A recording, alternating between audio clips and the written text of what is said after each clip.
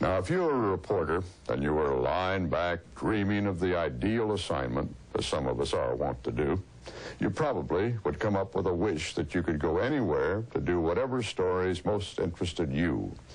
Well, CBS told me not long ago that I could do just that. And so tonight, I take a look at President Reagan's proposal for the space plane of the future. I pursue, with somewhat mixed results, a sort of economic detective story to Eastern Europe, an attempt to find out why the communists can't seem to make their economies work. And I take a voyage with a grand old man of the sea.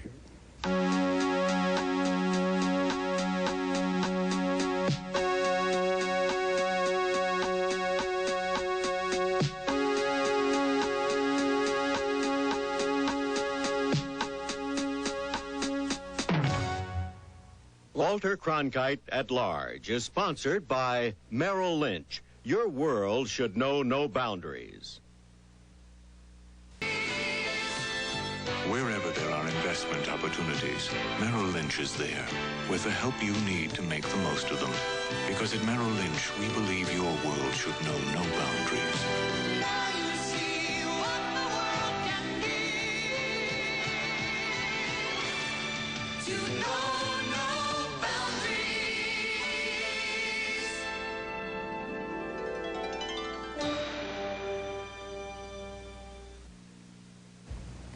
Practically everyone, including the communists, knows that when it comes to delivering the good things of everyday life, communism simply hasn't done the job.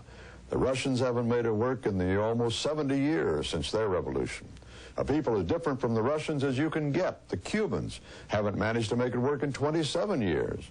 The Chinese have been floundering with it for almost 40 years. It just hasn't worked anywhere. It doesn't supply the material well-being that capitalism, with all of its faults, does for most of its citizens. Now, we're talking here solely of the economy, not of communism's clear denial of what we consider the basic human rights of freedom of speech and press and religion and conscience, but on the economic side. Why doesn't communism work? What I sought to uncover was whether the cliche answer to that question is the real answer. The answer you usually hear for the failure to match Western economic standards is that communism is against human nature, that it doesn't provide anyone, worker or manager, the incentive to produce more than the bare minimum to get by. There isn't any profit motive, that basic incentive that presumably makes capitalism go. Just for example, in Czechoslovakia, we came across a factory making nuclear and hydroelectric generators. Only in this case, despite the country's urgent energy needs and a backlog of foreign orders, the plant is not meeting production quotas because the workers, as is their socialist right, refuse to work additional hours or shifts. The incentives, they complain, aren't enough to make them want to give up their evenings or weekends. In the Soviet Union, under a government whose system promises every citizen food, shelter, education, a job, full medical care, decent retirement, all the basic needs. Why, with that promise, wouldn't there be incentive enough for everyone to work to assure that the system works? The fact is that the Soviet state has delivered on these promises to a remarkable degree, and yet the reality of everyday life scarcely matches the predicted utopia. People standing in line for scarce and poorly made products, a black market for used autos, a 5-year wait for a new one, and then the equivalent of 3 years' wages to pay for it. But there are some Soviet consumers willing to take matters into their own hands. This, believe it or not, is free enterprise at work in the suburbs of Moscow. Weary of continuing shortages and poor quality, growing numbers of Soviet consumers are creating a need for markets like this one. Here, value and prices have been set not by the customary government bureaucracy, but by an old capitalist formula, supply and demand. We were not supposed to take these pictures, and had our official escort been more attentive, we probably couldn't have. But they are proof of the dilemma facing Soviet leader Gorbachev. Here, workers can supplement their incomes by selling surplus produce. Consumers can pay a little more for things they might otherwise be expected to go without. Since he can't pay higher wages, and since his system is not able to meet consumer expectations, Mr. Gorbachev is having to look the other way, for the present at least. I returned to Moscow this year for the first time in several years, and I did find that the people on the streets looked better off than I'd ever seen them. Department stores are better stocked with basic consumer items. There are even luxury items for those who can afford them. West Berlin? Main West Berlin. West Berlin imported. And, but they come pretty high, $140. I wonder if they got and yet, no matter how it's measured, by them or by us, the Soviet standard of living is still second world. In the 40 years since I first went to Moscow, immediately after World War II, they seem to have made about 10 years worth of progress. This compared to Western Europe and Japan, other war-ravaged areas that have made 40 years progress. Coming to Moscow still gives me the feeling of being stuck somewhere between the first and second industrial revolutions. From time to time through the decades, one leader after another has promised the Soviet citizen a better life, meaning by most interpretations, more consumer goods. But the promise is at best only partially fulfilled. Now it is Mikhail Gorbachev's time to promise. With his apparent understanding of Western public relations techniques, he has introduced a new twist. So-called socialist criticism always has been a part of Marxist dogma. One presumably could criticize how things were done, but definitely not the system under which they were done. Gorbachev has introduced a modern gimmick. He now permits some citizens to complain openly on government television. While the intent might be mostly cosmetic, these disgruntled consumers are certainly unique. This man, for example, complains of having to wait for days to get his car repaired, while influential government officials get theirs in hours. This man questions a bill for the repair of 5 doors on his 4-door car. And these tenants in a new apartment building complain about shoddy work and missing shelves and cupboards. At Moscow University, where some of Gorbachev's new economic ideas are woven into existing policy, I asked a group of economics professors if communism had failed, if it had become economically obsolete. Before answering your question, the people who are sitting here would like to know, what do you understand as the true communist system? What is your understanding of this true communist system? Well, from each according to his ability, to each according to his need. The eventual collective answer to my question, was communism failing to live up to its utopian promise, was a less than convincing no. You know, when I was here 40 years ago, Besides the economists, we talk to store managers and citizens, as nearly as one can, across the bridge of language and fear and eternal surveillance. But perhaps the best answer to our question came from an 88-year-old American industrialist and multimillionaire, Armand Hammer. He came here as a young doctor in 1921. He met Lenin, and he's known intimately every Soviet leader since. In his apartment in Moscow, we searched for the reasons that so many of communism's promises of a better life remain unfulfilled. Even Lenin said to me that communism didn't work. When I saw Lenin in 1921, the first thing he said to me was, you know, socialism is good, but it doesn't work.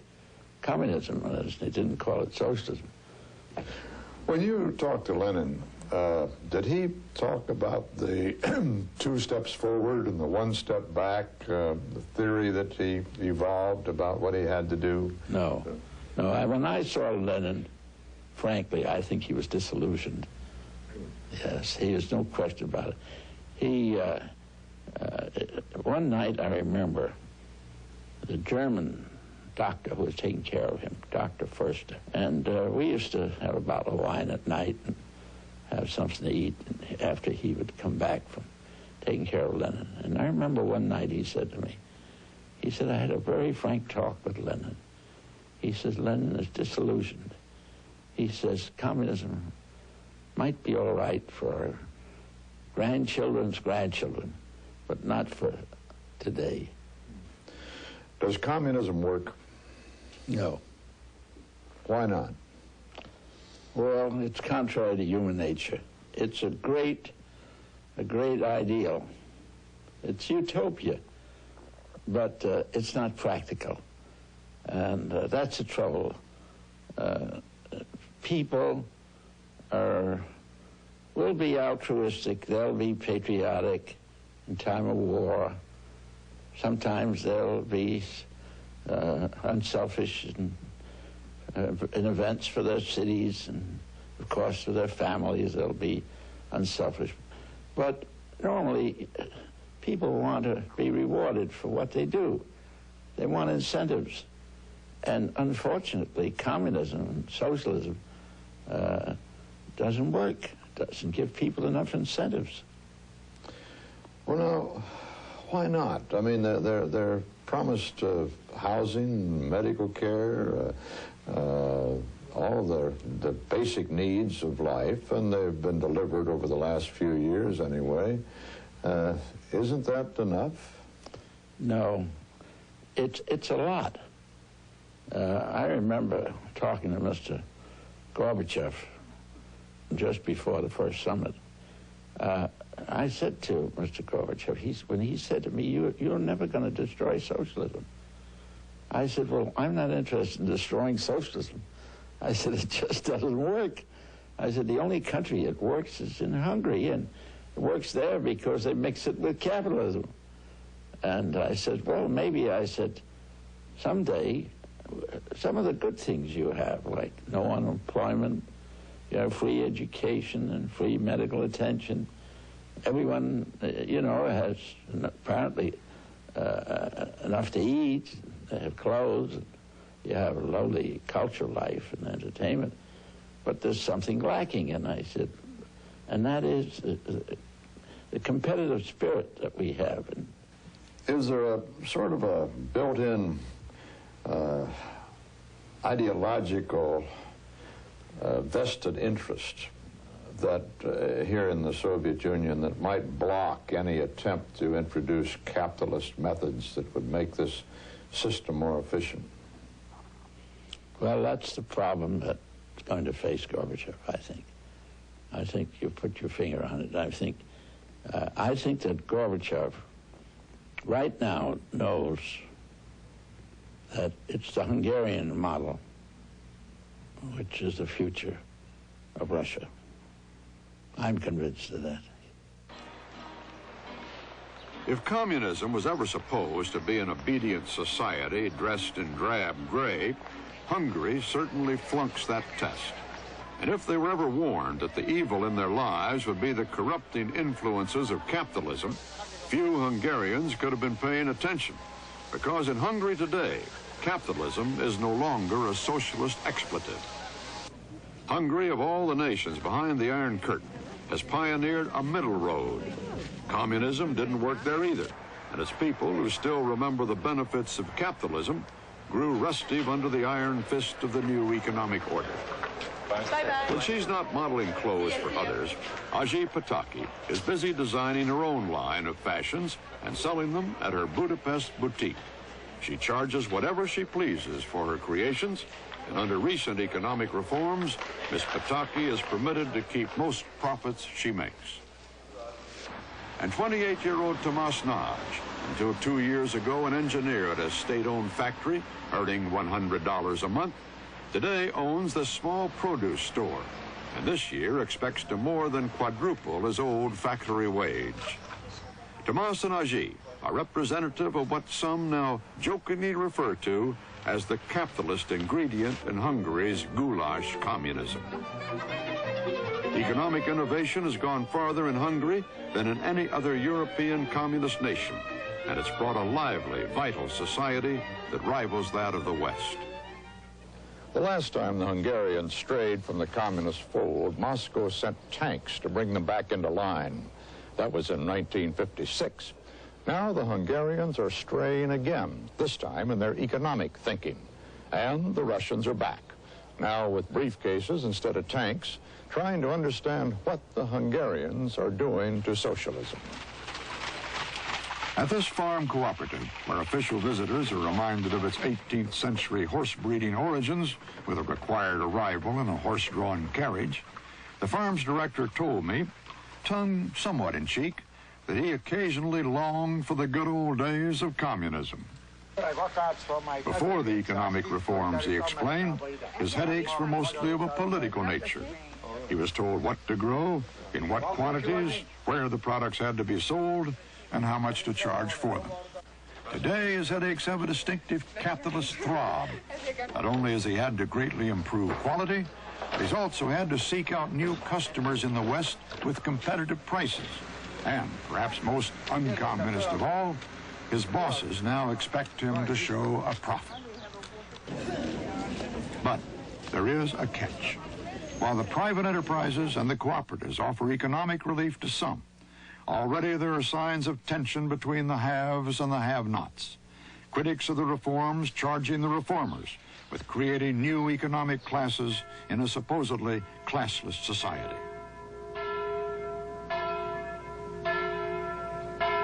Despite occasional setbacks and in spite of continued criticism from communist hardliners, Hungary has become both a test and an example.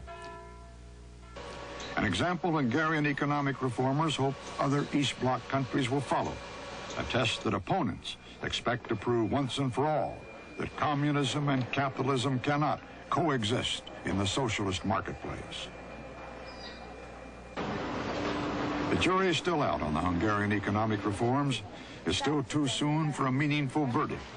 In the meantime, the country straddles the economic fences of East and West, borrowing ideas from one while maintaining ideological loyalty to the other. I went to East Europe to see if I could find an answer to that question of ours. Is the lack of incentive really the reason why communism doesn't seem to work? Tell you the truth, after all these words, I'm not sure I found the answer. But there is this to add, and maybe this is the answer. I asked those Soviet economists whether the basic Marxist tenet, from each according to his ability, to each according to his need, was still their goal. As I asked the question, I detected on many of their faces a knowing, perhaps even a cynical smile, and they evaded the question. But I asked the same question of a Hungarian economist, a communist. No, he said. That can't work, you see. People's needs never can be satisfied. When they reach one level of satisfaction, their needs will increase. And maybe that is the answer. Under capitalism, one's increasing needs can be met by one's increased work. Under communism, everyone's needs are determined by the state. And there goes the incentive.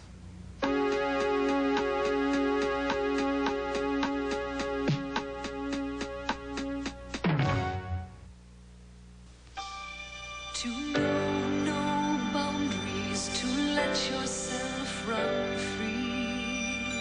To know no boundaries is what the world should be. You can see so much in life, so no boundaries. Whether you're investing for your future or your children's future, our financial consultants can show you more opportunities than ever before.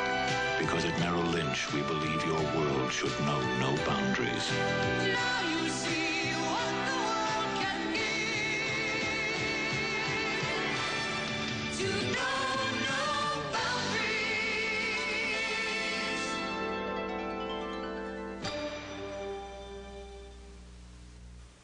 Americans, we know who we are. And when it comes to news, we know who we trust. Dan Rather, weeknights on the CBS Evening News. Premiering Saturday, Michael Nouri is a cop who doesn't pull any punches. So when he's assigned to probation, he isn't about to take it lying down.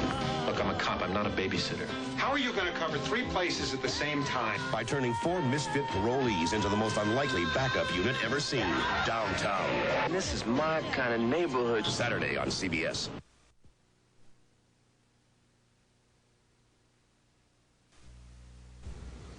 At the same time I was growing up in Missouri and Texas, another boy my age was growing up in Denmark. While I had my sights set on becoming a reporter, his passion was to go to sea. And what a sailor he became. It was one of those lucky assignments that caused our paths to cross. Lucky for me, because I had a chance to meet and become friendly with one of the most remarkable seafaring men I've ever known. His ship is the Danmark.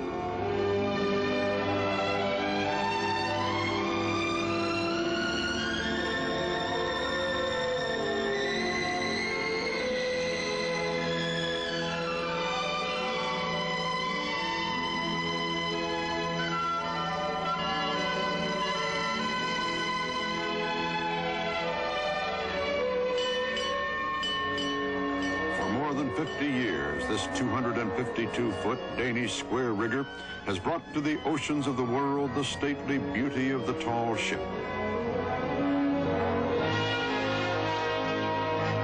On this voyage, she carries 19 officers and 80 young cadets, 16 to 22 years old. The captain is Vilhelm Hansen, the dean of tall ship captains. He's been the skipper of the Danmark for 22 years, and now, nearing retirement at the age of 68, he's taking his final trip on her decks. Every 5 months, a new crew of cadets joins the Danmark. 5 months for Hansen to teach not only seamanship, but also to impart a strong sense of discipline before these trainees leave to become professional sailors. Like many Danish boys, Hansen sailed a small boat as a child. Falling in love with the sea, he wanted to make his yearning his career. When he was 17, Hansen and the Danmark came together for the first time. She is a new training ship for the Danish government, he as one of her cadets. Hansen served for 24 years on another Danish training ship before returning to the Danmark. In 1964, he became her captain. Since that time, Hansen has taught the skills of the sea and the traditions of the Danmark to thousands of cadets. Married and the father of 2 sons, Hansen is a taskmaster. At his command, the cadets leap into the rigging to handle the sails. The mainmast rises 130 feet above the deck. It can be a pretty dizzy climb. In the beginning, when we went up there, we grabbed really tight. Some of us were standing shaking there. Now it's nothing. You just climb up and you don't mind it at all. Of course, when you're at sea, it's dangerous too. You have to be aware of what you're doing still. So you have to be ready to grab a rope or line, whatever there is. And if you don't work together up there, it just won't work. The sail will blow to pieces before you get a chance to get it onto the yard. This summer, when the Danmark sailed into Charleston, South Carolina, I caught up with my friend and fellow sailor.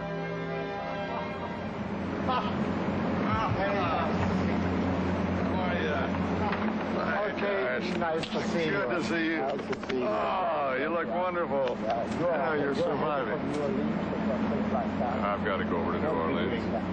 This was one of 7 ports Hansen visited on this last tour of his. Now this She looks pretty good. You got her painted up all right. That's okay. As we sailed to the Liberty weekend, not only did Hansen and I talk of his 50 years at sea, but I also had a chance to hear some of his cadets talk of their 5 months with Hansen.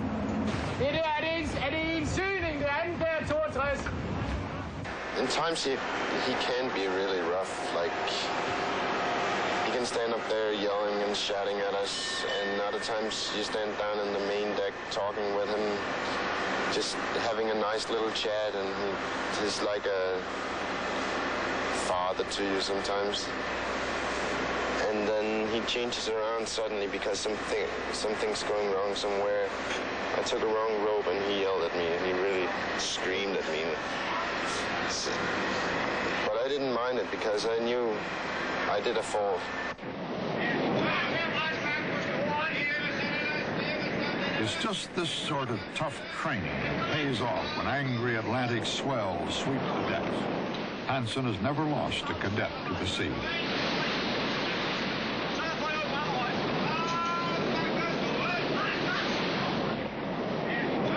Don't you feel some concern when you have to send those young men up to the yards in a heavy blow? Oh, that's then, you know, I adore them. When we are running into such a situation, you know, they have to go up a lot there, and I'm staying there as an old man, see, but they have young people who can do that still. And they can do it. And that's a wonderful thing, you know. With an old man and make young people, we can make it. This is the 4th year that Hansen has had women cadets on board. For a man used to molding the characters of men, this change left him at first a little confused. And I learned as a young sailor, don't have a girl on board, then you will always run into headwind, a hell of a weather, and so on and so on. Okay, I could smile a little bit over that kind of superstition, and came on board, and then I was just trying to learn a little bit about girls. Girls is not exactly the same as a young man. But funny thing was, I think they were much more open than a young man. I learned a lot about the cadets. Much more, because the girls were telling me that. You learn to be a good friend and you can go anywhere else. If you've been on this ship, you can cope with anybody, anywhere, I think. On board, Michelle is known only as Cadet number 38. She's one of 3 women cadets on this voyage. She dreams of being captain someday. That's a wonderful dream she has there. She's not very tall, so I wonder about what kind of ship she will be a captain, because she can't look over the bridge. I thought, okay, she can be a wonderful captain, maybe. Here you are. You've got to be, first of all, obviously a first-rate seaman. That's first requirement. Yeah. You're something of a parent. You're a teacher. That's the main job aboard. Yeah. You've got to be a diplomat. You come into all these strange ports, and the main idea is to show the flag of Denmark and Denmark. Yeah. You got to be a showman. Even a showman too. That's quite a. That's a lot of things to ask of one man. I think that you're right. There's quite a lot of things to do. But you know, if you feel the life is wonderful, fun, and so on, you never get tired of it. Just it is fun, all of it. Which one of those jobs? Which one of them do you like the best? Seaman. I could have guessed that, I guess. That's the most easy thing, you know. On Liberty Weekend, as they did during the 1976 bicentennial celebration, Hansen sailed the Denmark up the Hudson River as part of the spectacle known as the Parade of Tall Ships. For a few glorious hours, Hansen the seaman had become Hansen the showman. Everything stopped, you know, and there's just full up of people, and you can't believe it. It is something like, you know, crazy thing going on, and there you're right in the center of it. People want to see something, and why not give them the show? Why not? They've been nice to me, then I'm doing my best.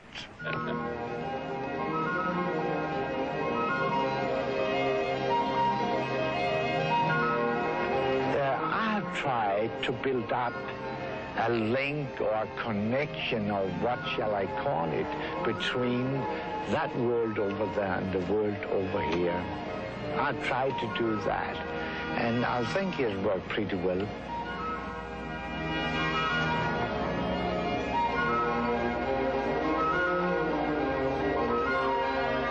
It did work. work well for all these 22 years. At the time I sailed with Hansen, he was some 2 weeks away from retirement as captain, and he wondered what it would feel like to leave the ship. Are you emotionally prepared to step down, step off this ship for the last time? Yes, I am. That's so difficult to explain. What was? I don't know what is going on when I'm walking the plank last time there. I wish I could explain. I don't know.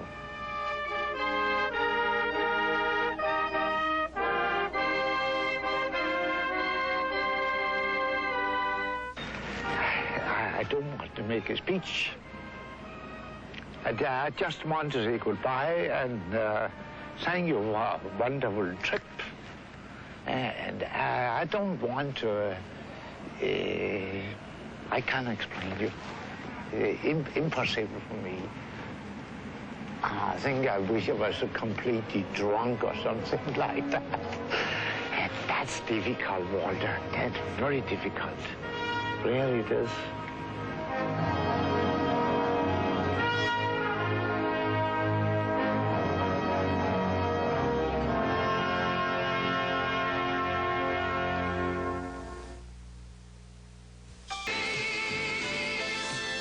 Wherever there are investment opportunities, Merrill Lynch is there with the help you need to make the most of them.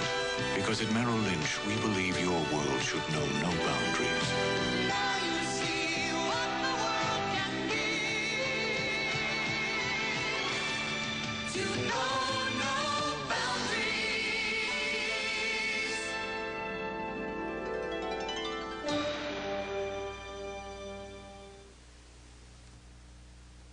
Call your friends. What's going on? Next Sunday, all new whodunits. Oh, dear. Martin Balsam, Florence Henderson, and Jackie Cooper in the season premiere of Murder, She Wrote. Then, a father's sickness, a family changed forever. I always thought if I was the best little girl in the world, Daddy wouldn't drink. Andy Griffith is the alcoholic father. I need a drink. But his family has fallen... I'm just like him. ...under the influence. The problem with the arms race, one of the problems anyway, is that when you come up with the greatest offensive weapon ever, the other side comes up with the greatest defensive weapon, or vice versa. Sometimes the same side comes up with both an offensive and defensive weapon almost simultaneously, and that really gets the other side to work. Something like that, at least in concept, seems to be going on right now with our government. It's costing billions upon billions of dollars, and goodness knows where it leads. As you know, the president has convinced Congress to spend billions to fund the Strategic Defense Initiative, SDI, or, as it's better known, Star Wars. The idea is to build a shield against incoming nuclear missiles. Now, just recently, the president proposed another multi-billion-dollar space project. He emphasized its civilian use, but primarily it has significant military potential. And it's a project which a leading critic of SDI says is a chink in Star Wars armor, a system which he claims has the potential to evade this complex shield, to put a nuclear bomb on target. The two projects taken together may have some important lessons for us. First, in the nature of the ever-escalating, ever more expensive arms race, and second, as an indication of the administration's apparent perception that heavy new defense expenditures are going to have to be sugar-coated to make them appear to have at least some eventual value to us civilians.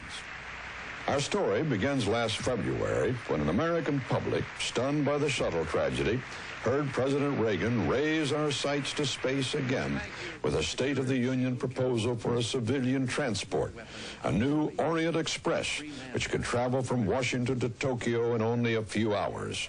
3 days later, he repeated his vision before a group of high school students in Virginia. Taking off from a standing runway, it will cruise in the atmosphere at speeds of up to 25 times the speed of sound or fly into low Earth orbit. The aerospace plane will be able to fly anywhere on the Earth in 3 hours or commute up to the space station that we will soon be building. The new plane was meant to capture our imaginations. We could even think of what an airport announcement of the future might be like. Announcement Flight 2010, the Orient Express, New York to Tokyo, now boarding, flight times 2.5 hours. The Orient Express, going halfway around the world in this exciting craft, would take only as long as a trip today takes from New York to St. Louis. Speed by level 230. The new plane, which is now in the very earliest stages of research, would be a collection of both proved and evolving technologies. I asked Robert Williams, director of the National Aerospace Plane Project for DARPA, that's the Defense Advanced Research Projects Agency, to describe the mission of the plane. The mission is really twofold, Walter. The first is to minimize the cost required to fly into space. That's the number one objective that we have in our program. But we find that the technology would permit us actually to be able to fly in the atmosphere and cruise like a hypersonic airplane, so that you could indeed fly a couple of hours to any place on Earth for either military or civil applications. But our primary mission is how can we reduce the cost to launch a vehicle into orbit. The Orient Express would leap beyond the supersonic speeds of the SST into the hypersonic realms of flight, traveling on the average of 5 times the speed of sound, something on the order of 3,500 miles an hour. The aerospace plane would be powered by a revolutionary new hydrogen-fueled engine called a scramjet. So far, there's no manufacturing line for the aerospace plane. There's not even a set of working blueprints for it. What's happening now is basic research. For example, at the Wright-Patterson Air Force Base in Dayton, Ohio, in what is called a magic simulator, they're testing designs for computer-assisted cockpits and instrumentation. Computer operation will be vital to aid the pilot at the super speeds of the future. General Chuck Yeager made his reputation as a pilot long before cockpits were computerized, but he's kept up with the technology, and he gave me a briefing at Edwards Air Force Base in California. That's right. Now we're moving on and talking about a Mach 25 aircraft for military purposes, a Mach 8 or something for commercial use. What kind of pilot is that going to take? The same kind that you grew up as? Actually, pilots don't change an awful lot from World War II when I was started as a fighter pilot until even today, working with airplanes like the F-16 and the F-20. Still, the pilot is in the loop, and he makes the machinery do what he wants it to do. What we've been able to do is let these computers fly the airplane. We were able to put so much data into that airplane now that the pilot has a tremendous amount of knowledge, and it makes him about 10 times more effective than he was just a few years back. And that's how it'll bleed right into the aerospace plane, or X-31. 5, 4, 3, 2, 1.